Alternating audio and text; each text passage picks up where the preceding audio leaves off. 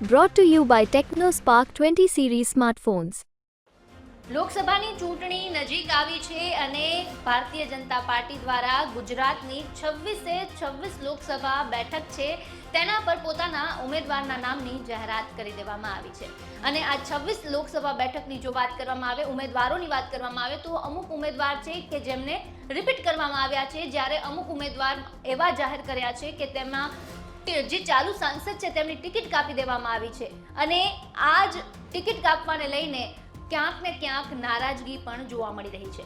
અમરેલીની જો વાત કરવામાં આવે તો અમરેલી લોકસભા બેઠકથી ભારતીય જનતા પાર્ટીએ ભરત સુતરિયા છે તેમને આ વખતે ટિકિટ આપી છે અને જે હાલના સાંસદ છે નારણ કાછડિયા તેમની ટિકિટ કપાઈ છે. ત્યારે નારણ કાછડિયા દ્વારા આમ તો સોશિયલ મીડિયા પર જે પ્રકારે પોસ્ટ મૂકવામાં આવતી હોય છે તેમાં કોઈ ખાસ નવો અંદાજ જોવા નથી મળ્યો, પરંતુ નારણ કાછડિયા દ્વારા ગુરુવારના રોજ સવારે એક બાદ એક બે પોસ્ટ મૂકવામાં આવી, જેના બાદ ચર્ચાઓ શરૂ થઈ છે અને એવી ચર્ચાઓ શરૂ થઈ છે કે આખરે નારણ કાછડિયા છે તેમના દ્વારા કોના પર નિશાન સાધવામાં આવ્યું છે, તેમનો ઈશારો કોના તરફ છે. સોશિયલ મીડિયા પર શું લખ્યું છે નારણ કાછડિયાએ આપને કહીએ તો અમરેલી બેઠક પરથી ટિકિટ કપાયા બાદ સાંસદ નારણ કાછડિયાની એક પોસ્ટને લઈને અનેક તર્ક વિતર્ક સર્જાયા છે.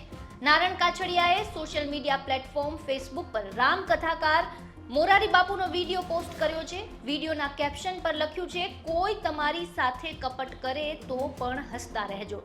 સાંસદ નારણ કાછડિયાએ અન્ય એક વિડીયો પણ પોસ્ટ કર્યો છે જેમાં લખેલું છે કે ગીતામાં લખ્યું છે કે જ્યારે સત્ય અને અસત્યની લડાઈ થશે ત્યારે સત્ય એકલું ઊભું હશે અને અસત્યની ફોજ લાંબી હશે, કારણ કે અસત્ય પાછળ મૂર્ખાઓનું ટોળું હશે પરંતુ વિજય સત્યનો જ થશે. સાંસદ નારણ કાછડિયાની સોશિયલ મીડિયા પોસ્ટ બાદ અમરેલીનું રાજકારણ ગરમાયું છે. ચૂંટણીના માહોલ વચ્ચે કાછડિયાનો ઈશારો કોના તરફ છે તે પણ ચર્ચાનો વિષય બન્યો છે. આ મુદ્દે અમરેલી ભાજપથી નેતા મહેશ કસવાલાએ શું કહ્યું છે તે સાંભળો. ભારતીય જનતા પાર્ટીમાં કોઈ નારાજ હોતું જ નથી. એ જ નારણભાઈને 3 વખત અમે સંસદ તરીકેની આ જ પાર્ટી એમની કદર કરી છે. એક સામાન્ય ખેડૂતના દીકરાને 3 વખત સાંસદ કરી શકે એવી કોઈ પણ પાર્ટીમાં ક્ષમતા હોય, એવી કોઈ પાર્ટીમાં વિશ્વાસ હોય, એવી કોઈ પાર્ટી નાના કાર્યકર્તાને દિલ્હી સુધી મોકલી શકે. એક સરપંચ હતા નારણભાઈ, ત્યાંથી સાંસદ સુધીની એનો રસ્તો જે છે એ કંડારવાનું કામ પણ આ જ ભારતીય જનતા પાર્ટીએ કર્યું હતું. નારણભાઈ અમારા નેતા છે અને કાયમ અમારા નેતા રહેવાના છે.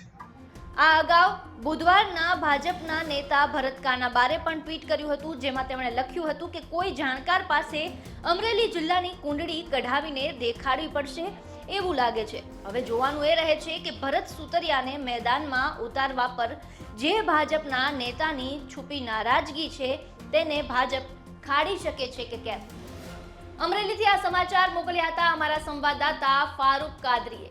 આપનું શું માનવું છે અમરેલી લોકસભા બેઠક પર જે પ્રકારે ભાજપમાં આ છુપી રીતની નારાજગી જોવા મળી રહી છે તેને લઈને તે અમને કોમેન્ટ બોક્સમાં જણાવો. સાથે જ આ વિડીયોને લાઇક, શેર અને અમારી ચેનલને સબસ્ક્રાઇબ કરવાનું ભૂલશો નહીં. ફરી મળીશું નવા વિડીયો સાથે જ લોકસભા ચૂંટણી અંતર્ગત તમામ સમાચાર માટે અમારી સાથે જોડાયેલ રહો.